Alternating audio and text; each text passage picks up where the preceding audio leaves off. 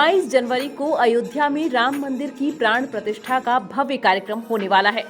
इस ऐतिहासिक क्षण का गवाह बनने के लिए न सिर्फ भारत से बल्कि विदेशों से भी लोग अयोध्या पहुंच रहे हैं। इस मंदिर के अभिषेक की तारीख तय होने के साथ चर्चाओं का बाजार भी गर्म हो गया है। कुछ लोग मंदिर की भव्यता को लेकर चर्चा कर रहे हैं, तो कुछ लोगों का मानना है कि मंदिर की स्थापना से अयोध्या का काफी आर्थिक विकास होगा। दरअसल वर्तमान में भारत में रिलीजियस टूरिज्म यानी धार्मिक पर्यटन ने आर्थिक विकास के नए द्वार खोले हैं। चलिए हम आपको सबसे पहले धार्मिक पर्यटन के विकास के पीछे की वजह बताते हैं। धर्म यह एक ऐसी चीज है जो सभ्यता के विकास के साथ ही किसी न किसी तरह मनुष्य के जीवन का हिस्सा बनती गई। भारत में तो धार्मिक पर्यटन की जड़ें प्राचीन काल से ही विद्यमान हैं। प्राचीन काल से ही यात्री आध्यात्मिक सांत्वना पाने के लिए कठिन यात्रा करते थे। इसके अलावा लगभग हर धर्म के व्यक्ति की इच्छा होती है कि जिंदगी में कम से कम एक बार अपने धर्म से संबंधित तीर्थ स्थान की यात्रा जरूर करें। अब भारत की बात करें तो इस देश में लगभग सभी धर्म के लोग रहते हैं और पुरानी सभ्यताओं वाला देश होने के कारण भारत में सभी धर्मों से संबंधित तीर्थ स्थान भी मौजूद हैं। अपनी विविध धार्मिक परंपराओं के कारण भारत दुनिया भर से लाखों तीर्थ यात्रियों और पर्यटकों को आकर्षित करता है। अजमेर शरीफ, सारनाथ, महाबोधि मंदिर, तिरुपति बालाजी, स्वर्ण मंदिर, वैष्णो देवी सहित भारत में ऐसे कितने तीर्थ स्थान हैं जहां साल भर पर्यटकों या श्रद्धालुओं का आना जाना बना रहता है। अब आपको बताते हैं कि आखिर क्या होता है धार्मिक पर्यटन और कौन लोग सबसे ज्यादा चर्चा करती हैं। धार्मिक पर्यटन कोई नया नाम या कॉन्सेप्ट नहीं है। लोग युगों युगों से धार्मिक स्थलों की यात्रा करते रहे हैं, लेकिन कुछ दशकों पहले तक यह यात्रा समाज के उच्चतम वर्ग के लोगों तक ही सीमित थी। लेकिन आज धार्मिक पर्यटन एक विशिष्ट बाजार है, जिसमें लोग धार्मिक स्थलों, तीर्थ स्थलों को देखने के लिए देश और विदेशों में यात्रा करते हैं। भारत में ज्यादातर मध्यम वर्गीय परिवार ऐसे हैं जो टूर पर जाने का खर्चा नहीं उठा पाते हैं। ऐसी स्थिति में वो ज्यादा से ज्यादा मंदिरों की यात्रा करते हैं, ताकि इस यात्रा के बहाने वह एक तीर्थ स्थल का दर्शन भी कर लें और वह क्षेत्र घूम भी सकें। अब आपको बताते हैं कि कैसे रिलीजियस टूरिज्म अर्थव्यवस्था को प्रभावित कर रहा है। दरअसल भारत के हर राज्य में कोई न कोई तीर्थ स्थल है। इन तीर्थ स्थानों के आसपास रहने वाले बहुत से लोगों के लिए यह मंदिर रोजगार का स्रोत भी है। इस तीर्थ स्थल के कारण स्थानीय लोगों को फूल प्रसाद बेचने जैसे छोटे मोटे काम कर कमाने का मौका मिल जाता है। इतना ही नहीं, अगर कोई तीर्थ स्थान राष्ट्रीय और अंतर्राष्ट्रीय स्तर पर मशहूर हो जाए तो वहां पर यात्रियों की भीड़ बढ़ने लगती है।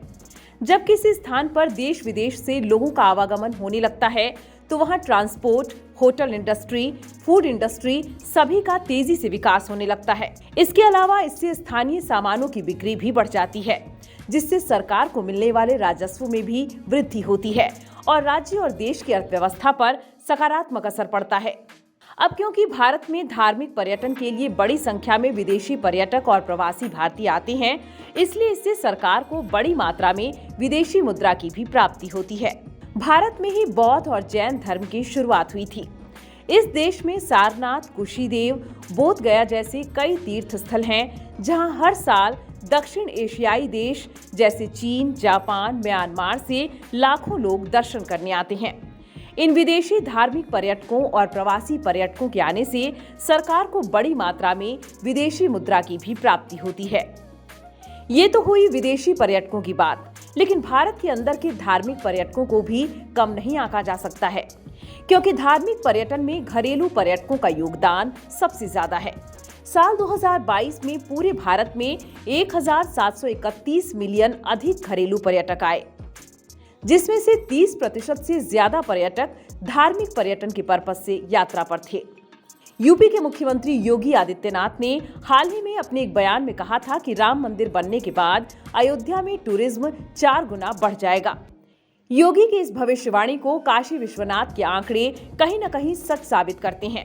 काशी विश्वनाथ में जीर्णोद्धार के बाद सिर्फ देश ही नहीं बल्कि दुनिया भर से पर्यटकों की संख्या बढ़ गई। आंकड़े बताते हैं कि जहां एक साल पहले तक 80 लाख पर्यटक आते थे, वहीं 2021 में हुए जीर्णोद्धार के बाद एक साल में करीब 7 करोड़ 20 लाख लोग आए। इतना ही नहीं, साल 2022 तक काशी विश्वनाथ का दान 500% तक बढ़कर 100 करोड़ हो गया। अब आंकड़ों से समझिए धार्मिक पर्यटन देश के लिए कितना फायदेमंद है।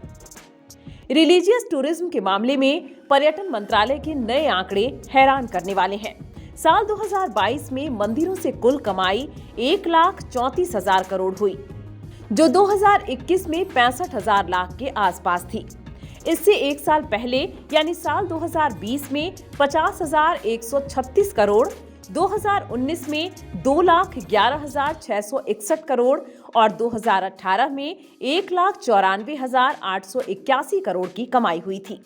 यानी तीर्थ स्थल से कमाई का आंकड़ा दोगुना रफ्तार में आगे बढ़ा है। एक्सपर्ट्स की माने तो अगर आस्था से व्यापार ऐसे ही बढ़ता रहा तो देश कोरोना से पहले वाली ग्रोथ स्पीड में जल्द ही आ जाएगा।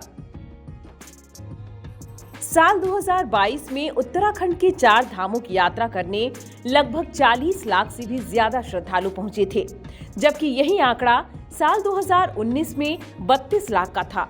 श्री बद्रीनाथ केदारनाथ मंदिर समिति के आंकड़ों की माने तो साल 2018 में यहां 7,32,241 तीर्थयात्री, 2019 में 10,21,000 तीर्थयात्री, 2020 में 1,34,881, 2021 में 2,42,712 तीर्थयात्री और 2022 में 14,25,078 तीर्थयात्रियों ने केदारनाथ मंदिर के दर्शन किए। सरकार के आंकड़ों की माने तो साल 2022 के जुलाई महीने में वाराणसी में 40,03,000 घरेलू पर्यटक पहुंचे, जबकि एक साल पहले यानी जुलाई 2021 में यह आंकड़ा 4,61,000 का था। इस आंकड़े से साफ है कि पिछले एक साल में वाराणसी में 10 गुना पर्यटकों की बढ़ोतरी हुई। वहीं विदेशी पर्यटकों की बात करें तो 2021 की जुलाई में वाराणसी में केवल 72 विदेशी पर्यटक पहुंचे थे, लेकिन यही आंकड़ा साल 2022 के जुलाई में बढ़कर 12,578 हो गया। पिछले साल की तुलना में लगभग 174 गुना बढ़ोतरी। चलिए अब आपको बताते हैं कि धार्मिक पर्यटन को बढ़ावा देने के लिए सरकार ने क्या प्रयास किए। बीते कुछ सालों में धार्मिक पर्यटन पर जोर देने के लिए सरकार द्वारा कई प्रयास किए जा रहे हैं। इनमें सबसे प्रमुख कार्य बुनियादी ढांचे के निर्माण से जुड़ा हुआ है। बीते कुछ सालों में सरकार ने तीर्थ स्थानों तक पहुंचने के लिए रोडवेज, सड़क और एयरपोर्ट का निर्माण किया है, ताकि वहां पहुंचने की इच्छा रखने वाले पर्यटकों को ज्यादा मुश्किलों का सामना न करना पड़े। इसके अलावा धार्मिक पर्यटन को बढ़ावा देने के लिए केंद्र और राज्य सरकार कई योजनाएं चला रही है, जैसे कि पर्यटन मंत्रालय द्वारा चलाई जा रही प्रसाद योजना। इस योजना के तहत सिलेक्टिव तीर्थ स्थानों में इंफ्रास्ट्रक्चर का निर्माण किया जा रहा है। इसके अलावा पंजाब सरकार ने निःशुल्क तीर्थ यात्रा योजना की शुरुआत की है, जिसके अंतर्गत 7 साल से ज्यादा उम्र के लोगों को निःशुल्क तीर्थ यात्रा कराई जाती है। अब अंत में आपके साथ चर्चा करते हैं भारत में धार्मिक पर्यटन के विकास में अभी भी कौन कौन सी चुनौतियां हैं। भारत में हर धर्म के लोग रहते हैं। ऐसे में कभी कभी किसी विशेष धर्म के धार्मिक स्थल का विकास राजनीति का विषय भी बन जाता है। राजनीतिक दल इसे वोट बैंक की तरह इस्तेमाल करने लगते हैं। प्रशासन में व्यापक भ्रष्टाचार भी धार्मिक पर्यटन के विकास में बहुत बड़ी बाधा है। दिव्यांग लोगों के लिए बुनियादी सुविधाओं के विकास में कमी है। यही कारण है कि दिव्यांग लोग कई धार्मिक स्थलों पर नहीं जा पाते।